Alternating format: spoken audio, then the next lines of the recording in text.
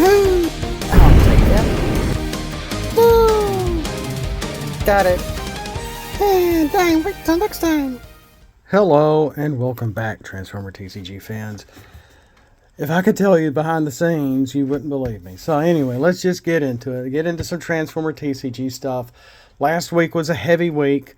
And we're just going to keep on going. We're just going to keep on trucking. Go over some new stuff, some old stuff, fixing some stuff, etc., etc. I got to play a little bit yesterday, last night some. I played around with my Sky Lynx and some other characters. Kept it all within 25-star range. Was trying to integrate one of my Power Masters. See how that worked. My deck wasn't made quite as well as I would have liked it to have been. I had about 6 to 7 base cards in each deck. It was a really fun game.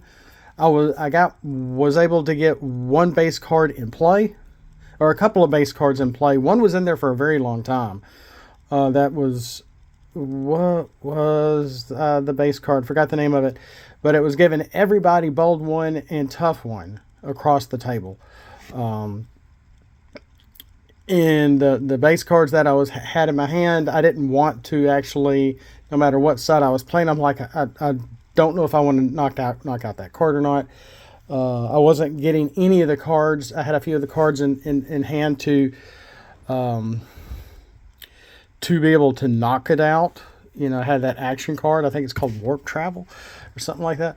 So lots of things that were going on. Some things that worked pretty well. I actually had my Energon Mace. I think that's what it was.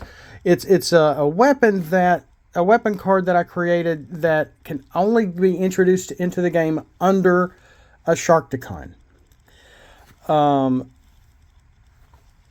And I got that out. I was able to get that to work. Or was I? No, my Power Master fizzled out on me. Because my Power Master, trying to remember who it was it Rev? It was somebody that could only go on certain traits. I had a Flame War in play. If Flame War was not in alt mode, so I couldn't put it on her. Because this was a Power Master that could only go on like cars, trucks, motorcycles, you know, a nice plethora of vehicles. And unfortunately, that was not how I kind of made my team, so to speak. And Flame War was in the wrong mode. When that character, my Power Master, got kicked out, he went to the KO because there was nobody to put him on. And I was like, oh crap. That was my own dumb fault. And that's how the Power Masters work. Sometimes you get to put them, equip them on a character if you do it right. If you don't, they go in the KO. The character KO, actually. So what we're looking at today is we're going, and as a result of that game also, I've had to make a few adjustments to my Sky Lynx. If you remember, I did a Sky Lynx. I was trying to look up drawings and artwork online and pictures and images.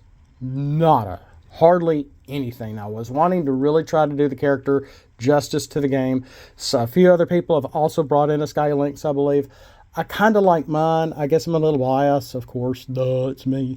But I've made some adjustments to where he can work. There was some verbiage on him that once I was actually playing him, and I've played him before. And I was actually able to build him. I did not get to build him that last game. I only got 2 cards into the cargo, not 4, etc., etc. So we'll get to him on another day. And his corrections. What we're looking at is a couple of battle cards, not base cards, no characters, not this time. And we're going to go real quick in a couple of really interesting to see how these integrate with base cards. One in particular, just the first one, mainly here, Energon Collector, which is white and green. It's an action card while a base card is in play.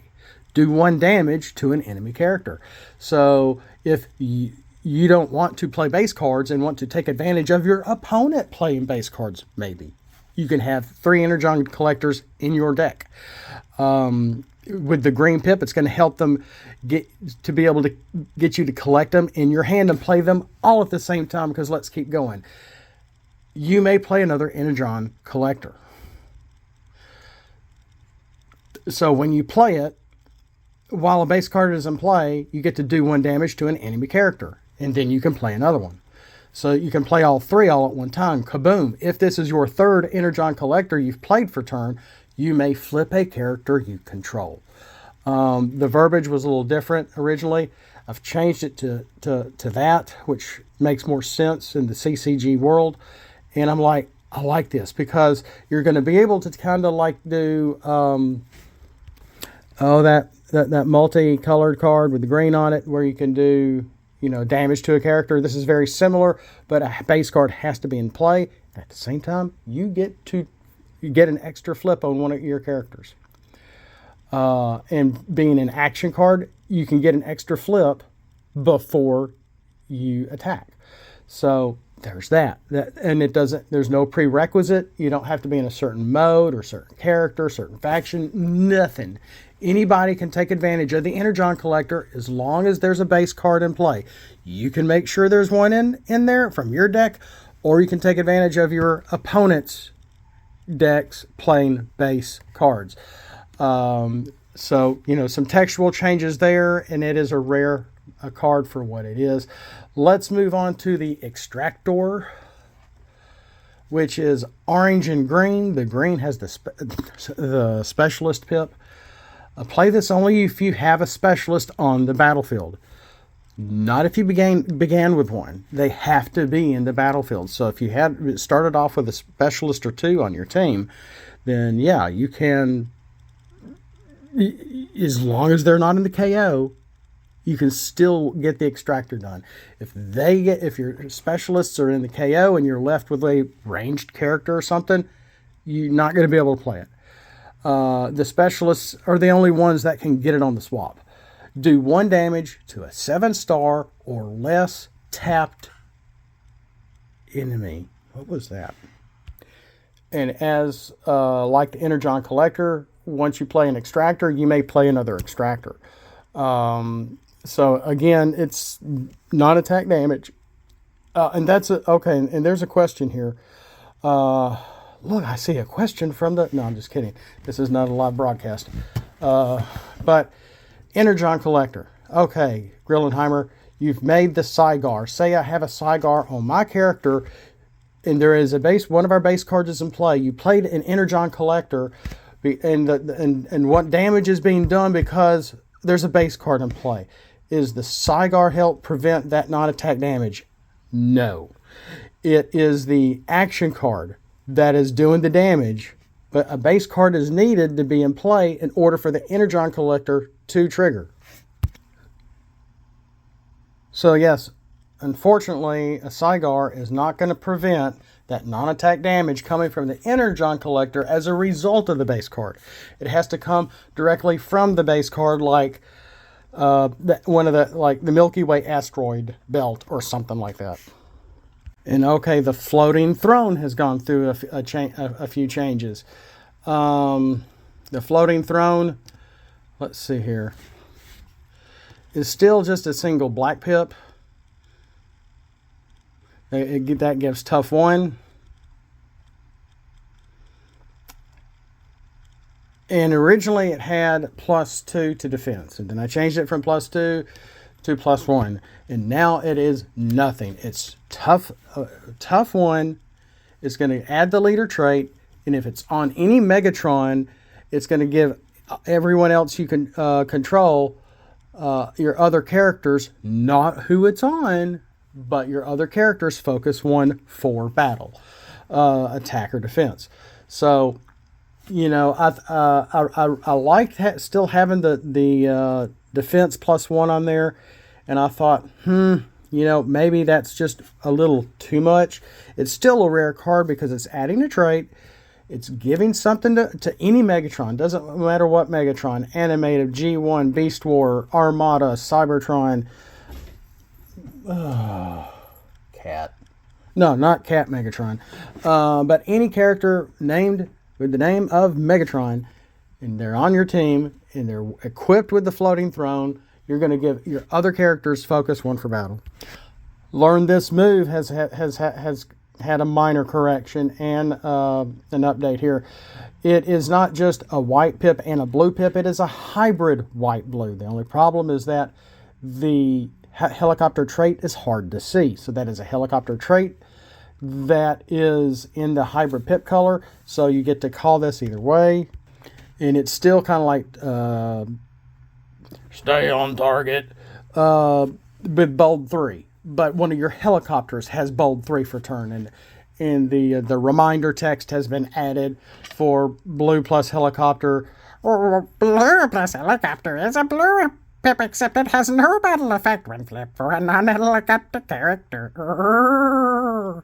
So that's learned this move. Maniacal Triage is still the same. When you have at least 3 characters on the battlefield, each character you control has Pierce 2. So this is really going to be good for combiner teams. As a result, it is a black and blue. The black has, that's the Combaticon traded symbol. So now we have that reminder verbiage that down there on the bottom of this uncommon action card. Minor Intelligence, white and black. Black has the beast trait, and it's where you can swap a utility from one character to another. So if someone you think is in fear of about to be KO'd, they don't have Brave or Stealth on them or something, you can play Minor Intelligence, swap the utility, say it's a Power Master, I don't know. And then you got the reminder there for black plus beast is a beast is a black flip, you know that. I'm running out of time, guys. I'm going as fast as I can. I apologize. The last time I did this, which was the second or third video recorded, went about 28 minutes long. So open is an armor. It's kind of the opposite of Floating Throne in a way. It's an armor. I did not take off the defense here. It's +1 defense with black and blue traded pip. The black has the leadership trait on here, while the equipped character has the Matrix of Leadership equipped. That's what makes this an Autobot faction card. It has focus 1 for battle. And then you have the reminder text has been added here, so it looks really nice. It looks nice. It's perfectly nice, and it's ready for tea and biscuits. So in open is going to be great for pairing this up with the Matrix of Leadership.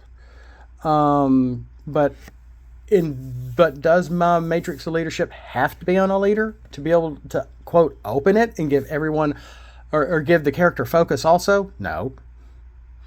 Just because the Matrix of Leadership is on a character, it can only go on Autobots only, but having the leader trait is a plus, and you can still have the Floating Throne on an Autobot and be able to get that as an armor with the Matrix of Leadership and get that plus. Or you put open on them as an armor with +1 to a defense, which Floating Throne does not have, because open only is just going to give focus 1 for battle for anyone equipped also with Matrix of Leadership. It's not doing anything to Optimuses, okay? But it is an uncommon. It's not a rare like Floating Throne is. Raw Energon Dagger, white pip weapon. Okay, the Raw Energon Dagger can only go on mercenaries. It is white pip. I have changed and watered this down just a tiny bit because it would get as strong as a fusion bore, and then it would have to be scrapped. Well, instead of just having 2 to attack on here, it's 1 to attack and Pierce 2. Put on mercenaries only. While this is on a mercenary, and it attacks an enemy equipped with an, let's change that too. I'm going to keep this a mercenary card because I'm mentioning mercenaries. That mercenaries are going to get the best jig off of this. So it's Pierce 2. While this is on a mercenary, and it attacks an enemy equipped with an upgrade with Energon in the title, like Raw Energon Dagger, the equipped character gets +1 to attack and Pierce 1 for battle, then scrap this card. So it'll bump up. Say they're wearing my Energon, they're wearing maybe another Energon Dagger, and And they don't even have to be, again, I have made this to where it can go on anybody. Only the mercenaries are getting the extra ability. So now it's a white pip weapon with +1 to attack and pierce 2 as a general rule. So I'm going to water this down to an uncommon card to help the usability of this as well. I kind of like this. If it's on a mercenary and they're attacking someone with an Energon axe, an Energon sword, an Energon dagger, or something, or the Energon slingshot, anything. It just has to have the word Energon in it. I've made a couple of armors with the word Energon in it as well. Then the raw Energon dagger is going to get a nice trigger effect off this, and then you're going to have to scrap it. It's just that easy. Squished. Oh, Asminator, squished like iron butterfly. Is a black and black with a beast, black with a helicopter. This is I did change the verbiage here when the equipped character is tapped. It didn't used to be tapped, but when the equipped character is tapped, wearing this armor with +1 defense, it cannot take pierce damage. So it's not quite as, we have heavy cover is a secret action here, so it's sort of an upgrade version of heavy cover. It can go on anybody, and we have at least one of the reminder here for Black plus Beast. Black Pip plus Beast is a Black Pip, except that has no battle effect when flipped for a non-beast character. Maybe if Waspinator had more defense, maybe Waspinator wouldn't get blown up all the time. So there's that. We're going to end with Surrounded. I think I have enough time for this. Black and blue. Blue has the aerial bot trait on here. Each of your aerial bots has pierce 2 until end of turn. It's very simple. It's a common card. And we have the nice reminder verbiage for blue plus aerial bot is a blue, except it has no battle effect for flipped for a non-aerial bot character. That is a mouthful. We'll see you next time. That's all I have time for. Been clearing up some stuff. Been fixing a few things. We're not done yet, guys. And I'm recoloring some things. Unicron is half done. I just have to do the planet mode, and we're done. We'll see you next time. Throw scraplets at that like button. And as always, Autobots, flip out and let's roll for it. And somebody get me an Energon drink.